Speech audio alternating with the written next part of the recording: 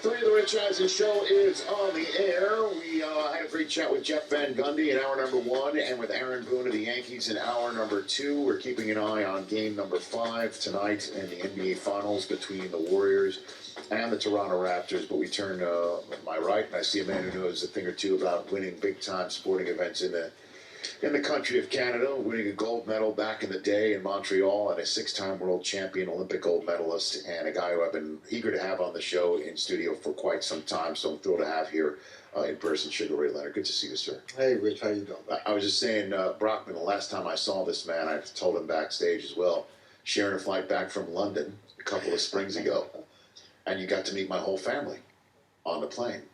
And they behaved, right? My kids behaved. They were great. They were great. Thank you. They were great. Just want to confirm that. When you're flying 13 hours with 3 children under the age of 10, it could be a little dicey. Oh, I know exactly what you're talking about. But back then you didn't have iPads to get to them to get through it. Well, right? now and now my son is 6'3". I met him on the few was flying with you. Yeah, and my daughter is 22, and what's happening? Are we getting older, or is this just? Well, I think some are getting older. You haven't aged a day, Sugar Ray. You have not aged a day. Let's get into it. I know we're going to talk about your foundation. We're going to talk about so much going on, but let's talk about your work with DAZN right off the bat. You were at Madison Square Garden for the Joshua Andy Ruiz Jr. shocker. What in the world was that like to see in person, Sugar Ray Leonard? It was stunning. It was shocking, to say the least. I just knew that Joshua would just wipe him out after 2 rounds, 3 rounds, at the field out process we all do until we get to feel him out and then drop the bomb. Mm-hmm. That didn't happen, to say the least. It went the other way around in terms of dropping the hammer. I mean, Ruiz hit him and knocked him down 4 times. I mean, I could not believe what happened. But when you look at Ruiz, and again, don't judge a book by its cover. You look at Ruiz. Ruiz is like a slob. I mean, he looks unhealthy. Yes, he does. But he talks with confidence. Mm-hmm. And the things he was saying, like, I'm going to do this, I'm going to do that, I don't think anyone believed that he had a chance. Mm-hmm. But himself, Ruiz felt he had a chance to win. Mm-hmm. Or he was going to win. Well, let me put it this way, trying to put it into perspective. Did you ever walk into the ring thinking that you were not physically superior than the guy that you were fighting at all? No. This happens normally with the favorite, the champion. Mm-hmm. Because those fights, like Ruiz, is called tune-up fights. Mm-hmm. Keep you busy, keep you active, and what have you. We get in shape, the champions get in shape, but we don't have the eye of the tiger. We're not as focused. There is no fear. And what happens is, like, you get hit, especially in the heavyweight division. That pretty much changes things around. Mm-hmm. And it seemed the way that he reacted afterwards was bizarre. Joshua, I mean, not Ruiz. Although putting on a Knicks jersey and saying you're a champion, that's odd in a way. But the Joshua reaction afterwards, what was that like to you, Sugar Ray Leonard? That too was rather strange, bizarre. But then again, I really thought about it. I gave him a few days to think about it, but that's just him. That's his personality. Mm-hmm. But he was smiling. But he didn't. I don't think he really knew his reaction, because he was shocked too, mm-hmm. by being put down 2-3 times. Mm-hmm. He never got started. Joshua never got started. And the only time I experienced something of that nature was when I fought Kevin Howard, one of my many comebacks. I think it was 1984. And I got in the ring with this guy who was never considered a threat. Mm-hmm. There was no fear. And when you don't have fear of your opponent or respect of your opponent, that can get you in trouble. So did he knock you down? Yes, he did. Well, you don't have to say that, but well, I don't mean to bring up. You paint the picture. Okay, I understood. Okay. No, he knocked me, and he hurt me too. Mm-hmm. And Kevin Howard was never in shape. I got in that ring, and all of a sudden, The first punch he threw was a jab. And I said, that hurt. And I just wasn't. I was civilized in that ring. And you're not. You should be. You cannot be civilized in that ring. I love that statement.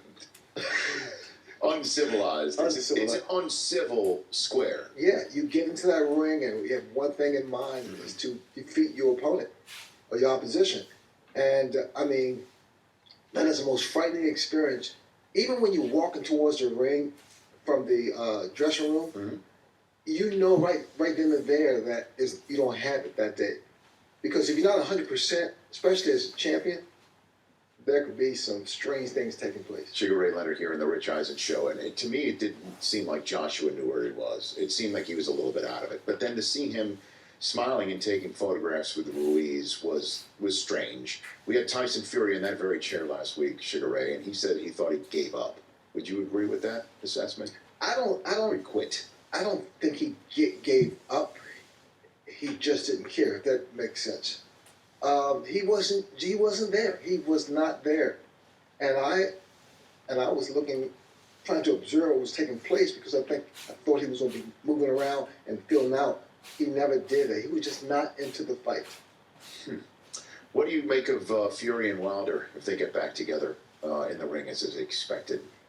What do you think of that, Sugar Ray? But that too, Rich, was a major shocker because, you know, he was, I mean, as big as he is, it was good movement, punches and everything. And when he was knocked down by Wilder, I thought it was over.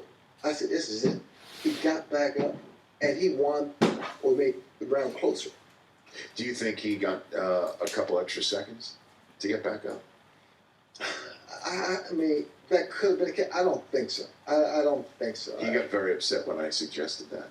No. More upset than me reminding you of what might have happened in your fight back in 1984. Yeah. He did not like that suggestion at all. Well, I didn't like it. He didn't like it. He didn't like it in the fact that of everything that he's been through, and he started talking about the journey that he's been through, and the upbringing and the fight back, and what was going on with his addiction, what was going on with his mental health.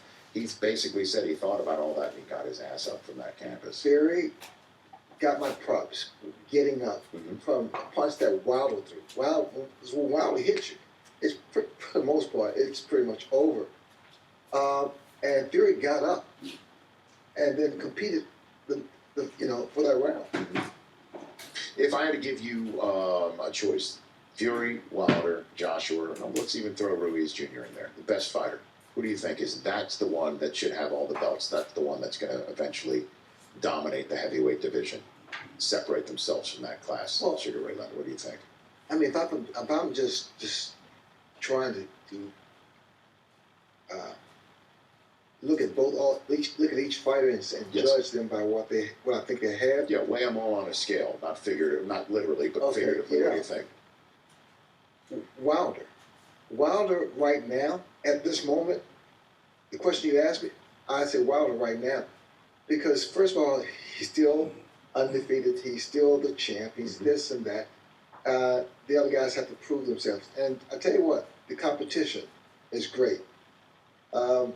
When you win a fight like that with Wilder, and that gives you so much confidence. And without confidence, you have no chance. I'm excited to see what the heavyweight division has become, and obviously DAZN is now right there. I mean, that was a big night for DAZN, which you are part of, right there in the middle of all of it. That was a big night for the service, for the app, and for everyone who might not have known what it was, but certainly does now. That's for sure. You don't. But those kind of things don't happen all the time. And it was such a again, I keep using the same word, shock, and it was a shocker. I mean, the place just like went. I thought the thing went quiet. It just went, what happened? What happened? Everyone kept saying, "What happened? What happened?" Unbelievable fight. Sugar Ray Leonard here on the Rich Eisen Show. A few more minutes left with him here in person in studio. Triple G won by knockout over the weekend and said he's ready for Canelo Alvarez. Oscar De La Hoya who is Canelo's promoter and manager, had this to say on Twitter. I want to read it out for you right here. Nice comeback win. Now fight a real fighter. Win a belt, and I'll consider doing the third fight. Hashtag Canelo is your boss. What do you think of that, Sugar Ray Leonard? That sounds good. It sounds good. I mean, it's hard for me because what Oscar is seeing, he's the promoter, he's the guy, and he makes those decisions. Do I want to see the fight take place? Yes, I want to see the fight take place. Rematch? Yes. Because back in my era, in my time, if we lose a fight, we want a rematch. Mm-hmm. If there's a draw, absolutely rematch.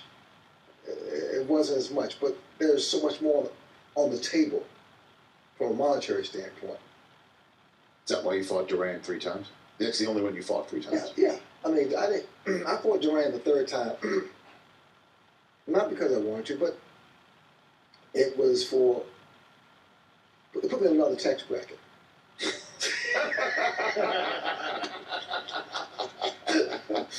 So it makes sense. It makes sense, yeah. You're going to do all that. Yeah. But Duran, that fight was, we were naturally past our prime. I had I guess, almost 50, 60 stitches. No. Oh, I did. Oh, yeah. I was a mess. But I had a good doctor who showed me up. What's your relationship with Duran now? I love the man. We were together and respect. I mean, we're looking to do a kind of not documentary or series of some sort with the four of us, with Hagler, Hearns, Duran, and Duran is on board, Tommy's on board, I'm on board. Hagler still, we're still waiting for a phone call. Why is that? He feels that I'm setting him up for something. He said, Really? Yeah, because for the fight, I did set things up. But that's back in the day. I know, but yeah. Hopefully, Marvin, I love you, man. Pick up the phone. Pick up the phone. Sugar Ray's on line 1. Sugar Ray Leonard. Was there anybody that you walked into the ring and had just even a quick tinge of fear that he might physically overpower you, or hurt you? Again, fear. For fighters to say fear, it's awkward. But I understand that's an infused word. But it was fear. When I fought Hagler, when I came back, because in training camp, I was sharp and this and that, but training camp is a whole different thing than fighting the real fight. So I got in the ring with Hagler, and the bell rung, and I'm shaking like a leaf. And I did that. I said, it still works. Mm-hmm.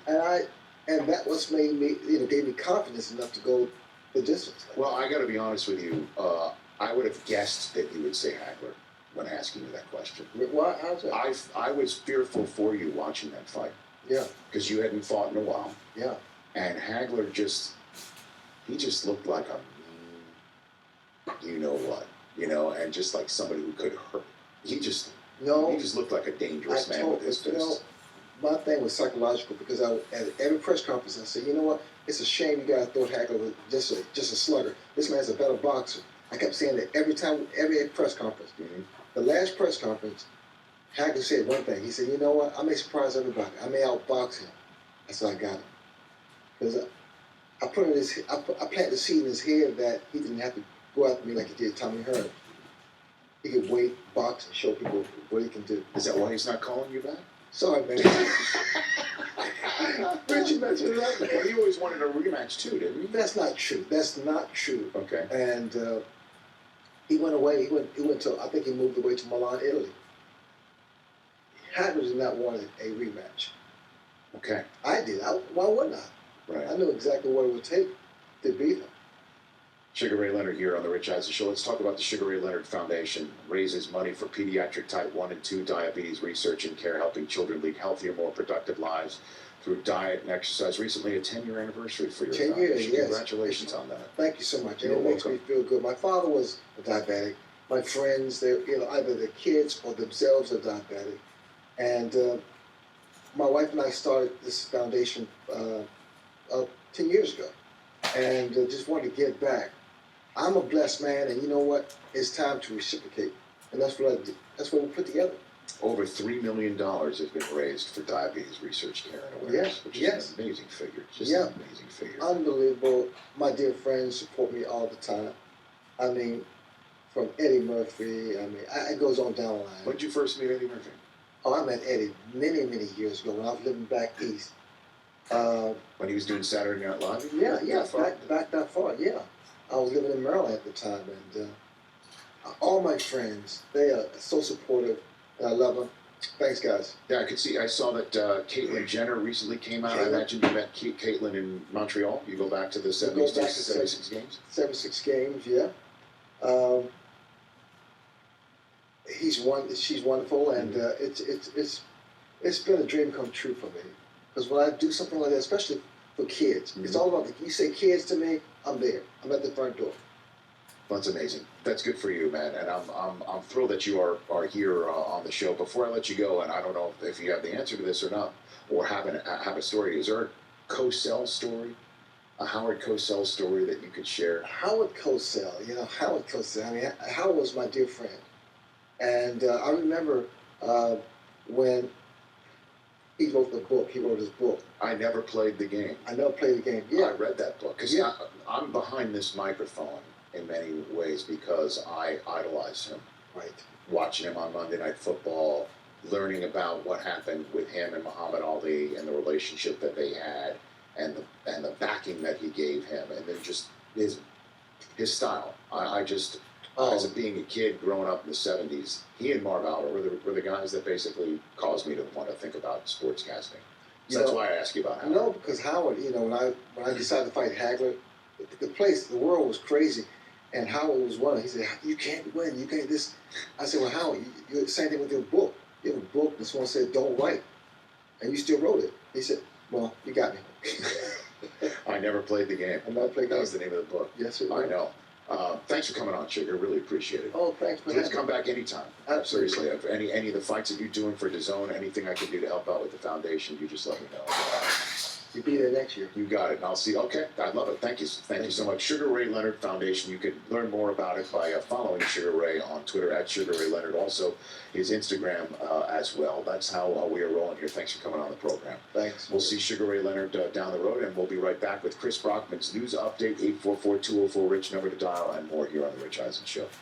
Do want to tell you real quick about the Honda Pilot that's available at your local Honda dealer right now. We're seeing that baby on the screen right now. It is a beautiful vehicle. You can fit up to as many as 8 people in the Honda Pilot. And if you want to just say take more gear, if you're traveling long distances, if you got to put a whole bunch of stuff in for a tailgate, you got to put a whole bunch of stuff in there just to drive to the beach one day, go hiking.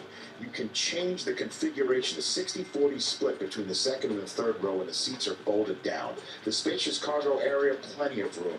Max cargo volume of 109.2 cubic feet. Again, when that 60-40 split is down. And then the 5 USB ports for charging tablets and mobile devices, the 8-inch display audio touchscreen and rear entertainment system, loaded with technology. It is a perfect 21st century car for you and your family, or just for you. And the safety and technologies and driver assistant and safety technologies called Honda Sensing Standard. Go to your local Honda dealer and tell them I sent you.